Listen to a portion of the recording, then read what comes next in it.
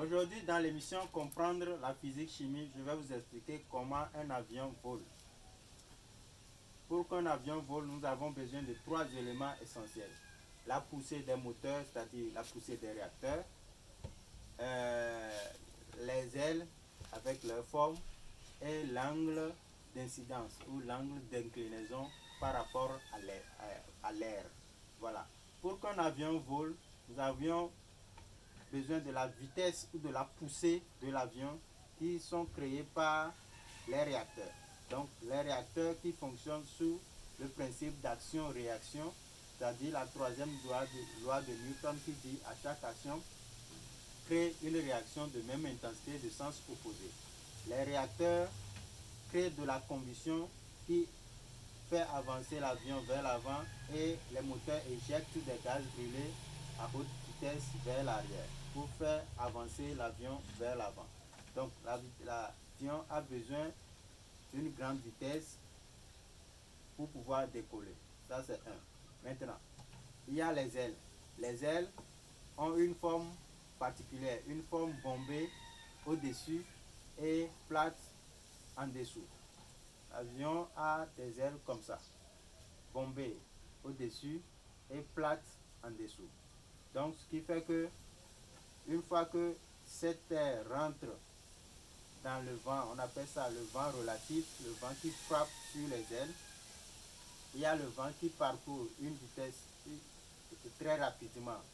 Ici on appelle ça l'estrado, le dessus de l'aile, et le bas de l'aile on appelle ça l'intrado.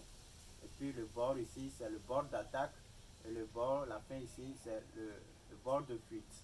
Donc l'air qui fait face à l'aile de l'avion plutôt, passe au-dessus très rapidement qu'en dessous. Donc une fois que l'air passe au-dessus de l'avion sur l'estrado très rapidement, la pression diminue.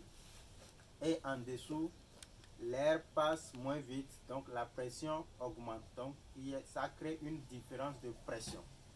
Donc une différence de pression se crée sur l'aile des avions qui crée alors l'effet Venturi ou la portance. Donc les ailes assurent la portance avec la portance de l'avion avec l'angle d'inclinaison. L'angle d'inclinaison est très important parce que même avec un simple test sur un vélo ou une moto, quand vous mettez votre main comme ça plat, comme si pour représenter l'aile de l'avion, quand vous le faites traverser dans l'air comme ça, en étant sur une moto ou dans une voiture, vous allez voir tout simplement que ça n'a pas d'effet. L'air passe simplement. Mais une fois que vous essayez d'incliner, de donner un angle d'inclinaison à votre main, comme ça vous allez voir que automatiquement le vent qui passe en dessous va moins vite et crée une forte pression pour soulever voilà votre main vers le haut.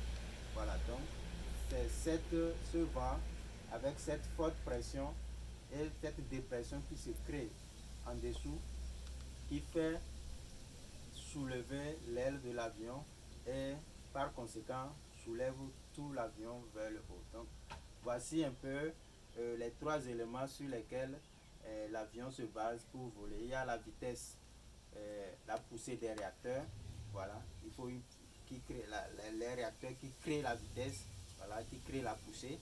Il y a la forme des ailes, les ailes qui se présentent en forme bombée au-dessus et forme en plate en dessous.